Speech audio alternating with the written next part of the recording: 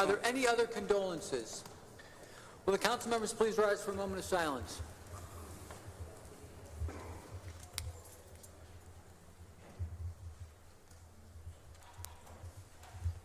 Thank you. Congratulatory resolutions. Resolutions of congratulations by Councilmember Casey for Daniel F. Leary, by Councilmember Kelly for Martin Hauserman, by Councilmember Slife for Holy Cross Lutheran Church on their 75th anniversary, by Councilmember Cleveland for Marsha A. Maccabee, by Councilmember Bashir Jones for Yvonne Ball, by Councilmember Bashir Jones for Sharon Moore, by Councilmember Bashir Jones for Beverly Holt Sullivan, by Councilmember Bashir Jones for Terrence Tompkins, by Councilmember Joe Jones for Pastor Jerome M. and First Lady Dr. Carolyn L. Hurst, by Councilmember Santana for S.B. Madera, by Councilmember Santana for Jesus Lucero. Resolutions of recognition by Councilmember Conwell for Veronica L. Boone, by Councilmember Griffin for 79th Illustrious Potentate of El Hasa Temple No. 28, Noble Raymond Shelton, by Councilmember Griffin for 89th Illustrious Commandress Daughter Angela Ross Lee, by Councilmember Bashir Jones for No Hate, No Fear Solidarity March. First reading, emergency ordinances to be passed.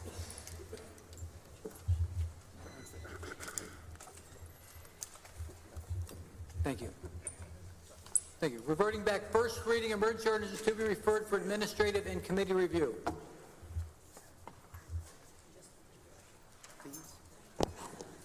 So, just for introduction. Yes. For introduction. Ordinance 2320, 23-2020 by Council Members Bashir Jones, Johnson, Brancatelli, and Kelly by departmental request, authorizing Director of Capital Projects to enter into one or more agreements with Signet Real Estate Group or its designee to allow and accept streetscape improvements on East 97th between Chester and Lamont Avenues as a gift to the city. Ordinance 24-2020 by Council Members Griffin and Kelly by departmental request to amend Section 24105 of the codified ordinances relating to food shop licenses and fees. Ordinance 2520 by Council Members McCormack, Cleveland, Bashir Jones, Johnson, Brancatelli, and Kelly by departmental request to amend Sections 508.03 and 04 of the codified ordinances relating to the application for permits and permit fee and duration for temporary sidewalk occupancy permits for vending devices in the Central Business District. Ordinance 26-2020 by Council Members McCormack, Johnson, and Brancatelli by departmental request, authorizing Director of Capital Projects to issue a permit to United States of America to encroach into the public right-of-way of East 6th by installing, using, and maintaining 12 security bollards. Ordinance 27-2020. Council Members Bashir Jones, Johnson, and Brancatelli by departmental request, authorizing Director of Capital Projects to issue a permit to Leonard J. Edwards to encroach into the public right-of-way of Morris Avenue by installing, using, and maintaining a fence and landscaping. Ordinance 28-2020 by Councilmember Kelly by departmental request, approving the collective bargaining agreement with Cleveland Police Patrolmen's Association civilian personnel, and to amend Section 10 of Ordinance 323-15 as amended relating to compensation for various classifications. Ordinance 29-2020 by Councilmember Kelly by departmental request, authorizing Director of Finance on behalf of Cleveland Municipal Court to apply for and accept a grant from Alcohol, Drug Addiction, and Mental Health Services Board of Cuyahoga County for 2019-2020 Specialized Dockets Program. Ordinance 30-2020 by Councilmembers Griffin, Brancatelli, and Kelly by departmental request, authorizing Director of Economic Development to enter into a tax increment financing agreement with First Interstate Properties Limited or its designee to provide for the redevelopment of vacant Life Skills building located at 12201 Larchmere Boulevard into a multifamily development. Ordinance 31-2020 by Council Members McCormack, Brancatelli, and Kelly by departmental request, authorizing Director of Economic Development to enter into a tax increment financing agreement with Tinnerman Lofts or its designee to develop the former Vista Print building located at 2048 Fulton Avenue into apartment units and other amenities.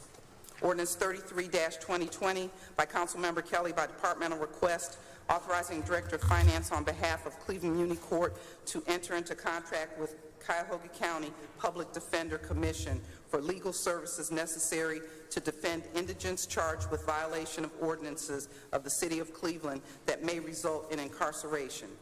Ordinance 34-2020 by Councilmember Kelly, authorizing Clerk of Council to enter into agreement with On Technology Partners for the professional services necessary to advise and assist in the maintenance and performance of computer technology projects and to provide specific computer tech services for Cleveland City Council.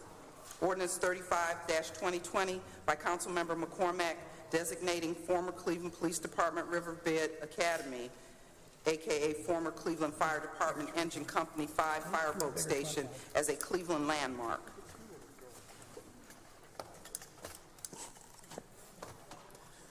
First reading emergency ordinances to be passed. Ordinance 2020-2020 by Councilmember Kelly, authorizing the submission to the electors of the City of Cleveland a proposal to amend Section 27 of the Charter of the City of Cleveland relating to salary and attendance of council members.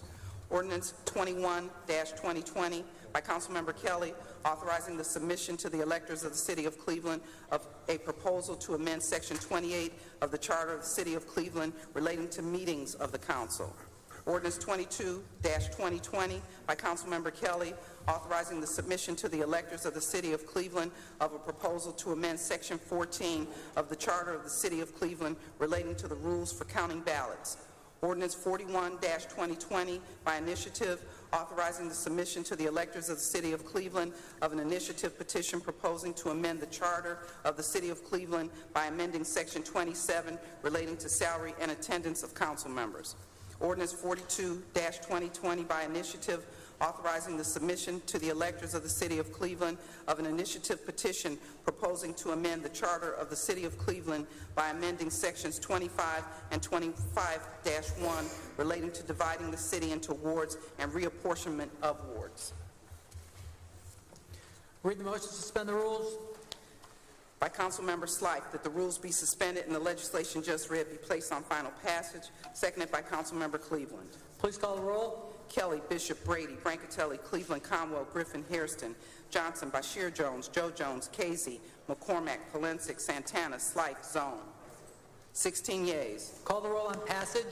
Kelly, Bishop, Brady, Brancatelli, Cleveland, Conwell, Griffin, Hairston, Johnson, Bashir Jones, Joe Jones, Casey, McCormack, Polensek, Santana, Slife, Zone. 16 yeas, Mr. President. Thank you. First reading emergency resolutions to be referred for administrative and committee review.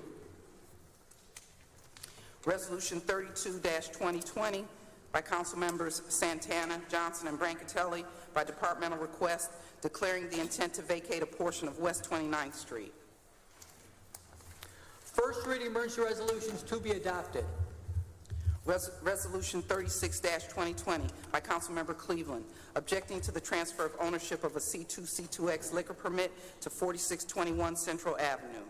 Resolution 37-2020 by Councilmember McCormack, objecting to the transfer of ownership of a D5, D6 liquor permit to 620 Frankfort Avenue. Resolution 38-2020 by Councilmember Cleveland, objecting to the transfer of location of a C1, C2 liquor permit to 2559 East 55th Street. Resolution 39-2020 by Councilmember Hairston, objecting to the transfer of location of a D2, D2X, D3, D3A liquor permit to 1321 East 40th Street. Resolution 40-2020 by Councilmember Casey, withdrawing objection to the renewal of a D5, D6 liquor permit at 12524 Lorraine Avenue and repealing Resolution 851-2019, objecting to said renewal. Read the motion to suspend the rules. By Councilmember Slife, that the rules be suspended and the legislation just read be placed on final passage.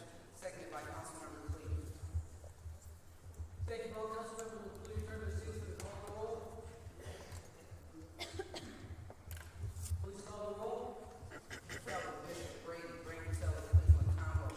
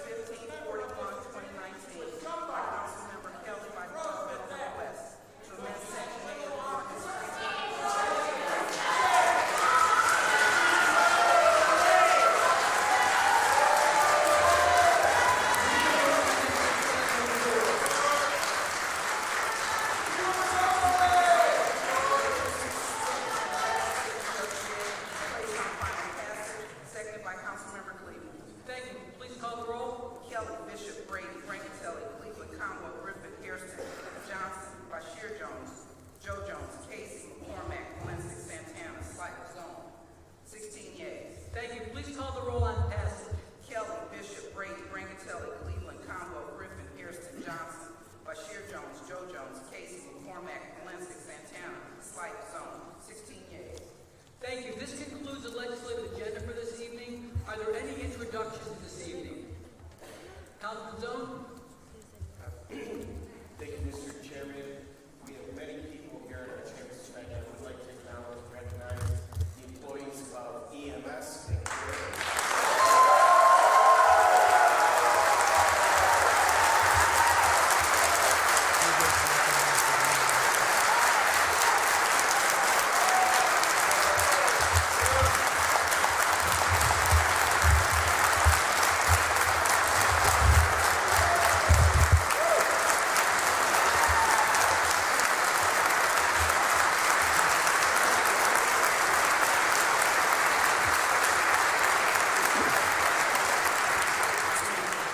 to our colleagues in public service who are out there every day. I just want you to know, council has received your emails. We have heard you.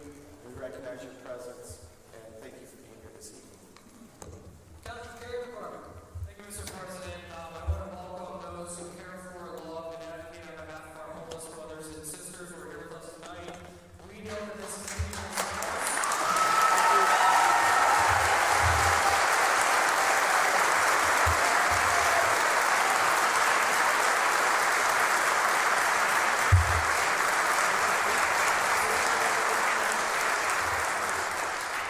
As I always embrace, apathy is the enemy of democracy, so thank you for being here tonight. Any other introductions this evening? Are there any announcements this evening? Is there any miscellaneous this evening? Councilman Tony Francatelli? Yes, thank you, Mr. President. I know this was read earlier, but I did not want to let the evening go without recognizing our great public servant, Joseph William. Just a wonderful individual, true professional, true public servant, and we will miss him. He was a wonderful person and a great mentor for many people on how to act in City Hall, and also Royal Homes, who was just a wonderful advocate for housing equity and really set the table nationally for what that really means. Thank you. Thank you, Councilman. Councilman Kevin Conwell? Thank you, Mr. President. Later this week, and maybe even next week, I plan to visit with the Vanguards, and I know they are filing a lawsuit against the firefighters about discrimination.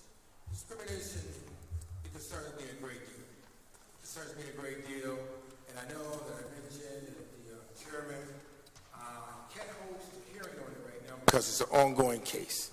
And you can't host hearing on ongoing investigations or ongoing cases. However, when this case is over with, we need to look into it. We got to look into it. And I know you and I talked about it, Councilman Bashir Jones. This is deeply concerned with us. I'm not for this discrimination piece. I'm not saying that they are, but we got to look into it.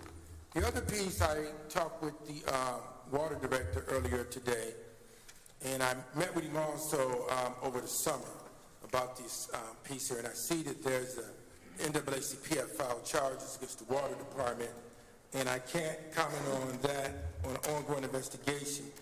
But I told him I am very, very concerned, and after this investigation, we need to look into that as well, because that to me is very, very, very important. I respect the investigations to the safety director, and I also respect it to the water director. But we got to look into this discrimination piece, because there's lessons learned, and that's very, very important to me. So thank you very, very much. All Clevelanders need to be treated with respect. Thank you. Thank you, Councilman. Councilman Phyllis Cleveland? Thank you, Mr. President. I just wanted to take a moment this evening to acknowledge and publicly say thank you to a couple of people. Of course, we're returning from the Christmas holiday season where, many of us have the opportunity to enjoy our families and fellowship and get into the holiday spirit. A couple of days before Christmas, I got a call from one of my residents telling me about one of his neighbors, a family of 6, who were really having a hard time. They've been struggling for a while, and he was really concerned because they're a single mother, 5 children, and they didn't have anything for Christmas. She didn't have money to buy toys or even buy Christmas dinner. No decorations, nothing, most of us take for granted during the holiday season. And so I had pretty much exhausted all of the resources I had at my disposal for others in the community that I had gotten calls about earlier. And I reached out to a couple of people that I know. The Vice President of the Vanguards, Myron Jackson, and in turn, he reached out to members of his Brotherhood, the Vanguards, and also the Black Shield organization. And I just wanted to publicly, again, say thank you very much, Myron, to the Vanguard's President, Tyree Thompson, to the Black Shield President, Vincent Montague, and all of their members for coming through at the last minute. And literally on Christmas Eve, about 7 or 8 o'clock, they came through with a lot of things for, the mother and all the children, food, and so that they could have the type of holiday that most of us take for granted. So again, I just wanted to acknowledge that. Thank you, Councilwoman.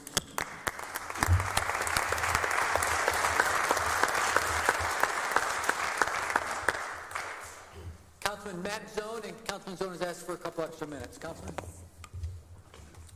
Thank you, Mr. Chairman. With the beginning of the new year, with New Year's approaching, there's always a sense of optimism and hope for what 2020 might bring.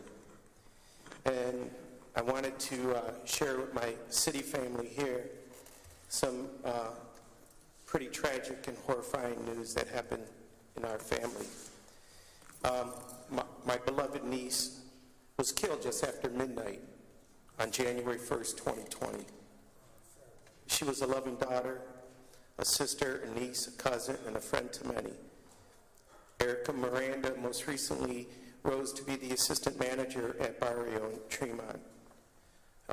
There's an ongoing investigation, and until it's complete, my family would appreciate being given the time to grieve, and will have no further comment at this time. Erica comes from a family filled with public servants, police, fire, Secret Service, and many in the medical field. And I'm so proud of her two siblings, my two nephews, Erica's brothers, both first responders. One's a policeman, the other's a firefighter. Gun violence impacts so many families whose names and faces aren't known. I have this opportunity to talk a little bit about Erica and all of those individuals. I grieve for them, and our hearts are broken for all of them. We will be paying respects to her this weekend, but my office has received some inquiries into this. It's sad that, the first homicide in our city was somebody who's so close to me and to those who work in this building. It's been tough on our family. I want to transition a little and just talk about some of the people who are gathered in the room with us tonight. I can remember when I was a newbie councilman in 2002, and I was seeing very troubling things on the city streets with respect to homelessness. On any given night, there were 3,500 to maybe 5,000 people who are homeless in Cuyahoga County. The vast majority of them were in the city of Cleveland. 3,500 to 5,000. Today, we're somewhere around 200 to 500, of which the chronically homeless fluctuates, but maybe about 150. And the chronic homeless back at that time was over 1,500. We, as a community, are the only one statewide that provides shelter and access to all persons without a time limit every night of the year, but there's more to be done. And prior to 2000, there were less than 100 shelter beds for any single adults. And as of 2019, there was roughly 1,100 shelter beds for single adult men, women, elderly persons, and youth. But we still have more to do. Prior to 2006, there was no permanent supportive housing units dedicated to serving the highest barrier, those longest-term homelessness single adults. And in 2019, there are over 700 units and over 12 buildings. Many of you know I've been very passionate about permanent supportive housing to relieve the stress on our shelters and the crisis situations. Prior to 2012, persons seeking shelter had to call services shelters every day to see if there was space at the inn. And by implementing a coordinated intake, persons facing housing crisis are able to access shelter through one contact point. All of the shelter beds are fully utilized, and persons are linked with permanent housing to exit homelessness. But I acknowledge, and we acknowledge, there's much more to be done. Our community got to the service level through strategic collaborations and efforts on the parts of public sector, consumers, foundations, advocates, and providers, and through significant investment by the city and the county to both establish and then provide ongoing shelter and operating support through federal and local resources. And for many years, the provider system has implemented a cold weather protocol, but there's more to do on that. And regardless of the progress that has been made through the dedicated day in and day out work of so many, there are still individuals who choose to remain unsheltered. And the community commitment remains clear to provide safe and respectful shelter to anyone seeking it. This morning, Councilman McCormick and myself convened a meeting with folks from the city administration and the county to talk about this issue. We are going to have a follow-up meeting on Thursday morning with representatives from NEOC and Metanoia to talk about and seek their input and advice to make sure that we have a clear and predictable cold weather shelter plan moving forward. But I just thought it was important, particularly for the amount of people that are in the room, to recognize the progress that we've made as a community. 2 years ago, I had the fortune of being the president of the National League of Cities. I've traveled to hundreds of cities across America. I was just in LA a couple of months ago talking to people on Skid Row. The crisis is real all across America. We're doing a good job here. Can we do better? Absolutely. Do we need to do better? Absolutely. I know that we are committed to it, and on behalf of my colleagues, to those who came down here tonight to let us know about your concerns, we hear you. We received your emails. Many of us have responded to you. We're going to get this thing right. But all of you are a part of that solution, and I thank you for being here, and we share with you, and we love each and every one of you. Thank you, Mr. President. Thank you, Councilman.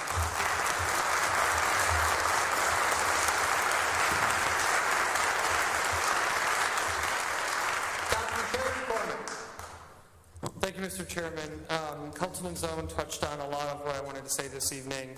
That's why he wanted to go first. No, but I just also, I want to recognize the folks that are here in the room tonight advocating on behalf of our homeless brothers and sisters. And as Councilman Zone noted, I looked at a lot of the faces that walked in, and a lot of them are my neighbors on the near west side of the city of Cleveland. In the history over decades and decades and decades of fighting for permanent supportive housing, fighting against some real dark forces that sometimes successfully block them in our community, other times not. But through that progress, through the supportive housing, through the activism, through ensuring that places like Westside Catholic Center and Providence House and St. Malachy were protected as the community grows and changes. That energy is what's allowed for all of that progress that Councilman Zone addressed to take place. That same energy is here with us tonight.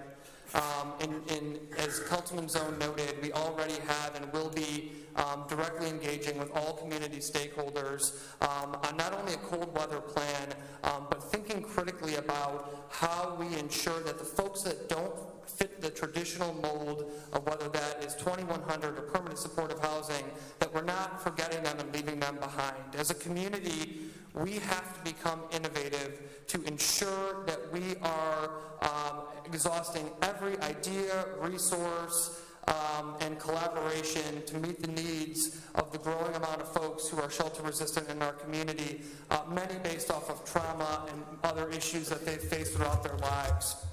This is a critically important issue to look after those who need our support the most. And what I would ask, looking at the faces in the room today, many who have been on the front lines of this issue for decades and decades and stay there today, is that we keep up this energy, that we move forward with a bold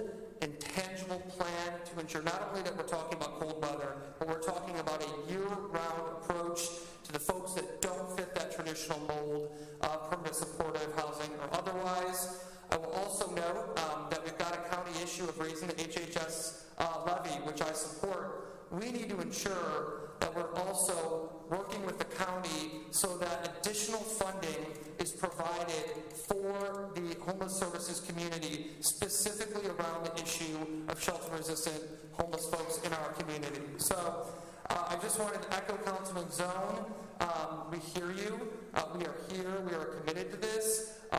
Many people in this room can walk 5 feet and knock on my door if we don't, but we are committed to this. This is something that we will ensure is a priority, again, with the cold weather plan and beyond, to make sure that we are innovating to support those in our community that need our help the most. Thank you, Mr. Chairman.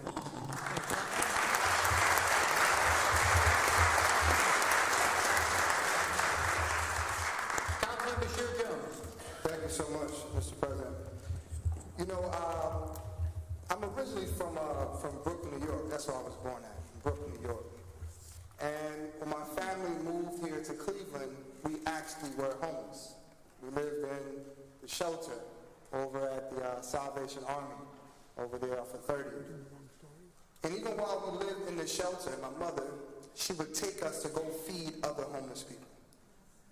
At a very young age, she was teaching us that no matter how bad you think you have it, somebody has it worse than you. No matter your situation, no matter your struggle, gratefulness is the medicine for our anger. As I was traveling around Cleveland growing up, it was such a struggle. It was such a struggle. You didn't know how you were going to get food the next day. Didn't know where you would be able to lay down. And there's people who are dealing with that every single day, every day. You know, we are one Cleveland, one Cleveland. No matter if you don't have a home at this moment or you do. If we don't look out for all people, we are doomed as a city. Can you imagine you have these people who put their life on the line every single day within EMT, who don't feel as if they are getting the necessary support to be successful? No matter where you are, our city cannot grow if we don't look at all people and support them. I close with this. We must continue to fight for all people. We are one Cleveland. And we can never allow anyone from outside of Cleveland to tell us what we need to do in Cleveland. This is our city. And there are some other things. There's a lot of issues going on, as you can tell. There's a lot of stuff happening. But there's another initiative to remove representation from our city. You know, if these type of initiatives were successful, there is no way a person like me, who was homeless, who went off to college, and then returned, there's no way I would have had an opportunity to serve my community. So I say to you that this would be an effort that I would be on the front line with you. But also the effort to make sure the homeless is taken care of, I'll be on the front line. And also to make sure that anyone that serves this community and put their life on the line, if we can't give them the very basics, how can our city thrive? How can our city be successful? So I'm excited about 2020. It represents perfect vision. But I'm asking for my colleagues that the word that we need to truly put at the forefront is courage. Not just words. Words are insufficient if the words are not backed up with action. And I'm hoping that we can be and continue to be a body of action. Thank you.